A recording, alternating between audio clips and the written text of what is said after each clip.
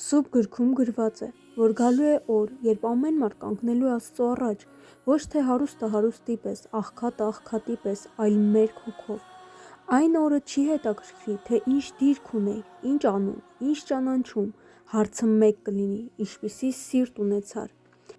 Հիսուս Քրիստոս խոսեց այդ օրվա մասին, որպես բաժանման օր, ինչպես հովիվը բաժանում է ոչխարներին ու այծերին, ոչ թե ըստ խոսքերի, այլ ըստ գործերի։ Սովածին կերակրեցիր, լացողին սփոփեցիր, ներեցիր և կարող էիր վրեժ լուծել։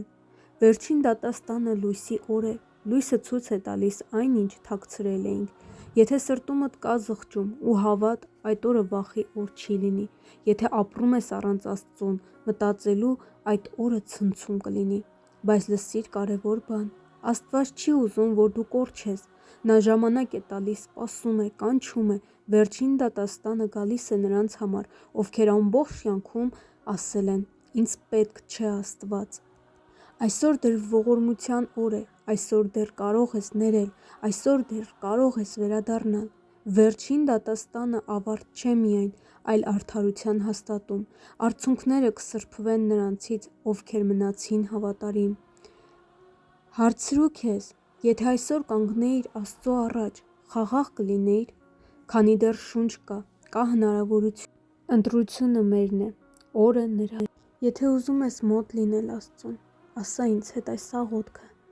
Տեր Աստված, ես գալիս եմ քեզ մոտ իմ կոտրված սրտով, խոստովանում եմ սխալվել եմ խոսքով, մտքով, գործով, եղել են պահեր, երբ հեռացել եմ քեզանից, երբ իմ կամքն եմ դրել քո կամքից առաջ։ Ներիր ինձ Տեր, մաքրիր իմ սիրտը, լվա ինձ ամեն մեղքից, որ ծանրացրել է հոգուս վրա։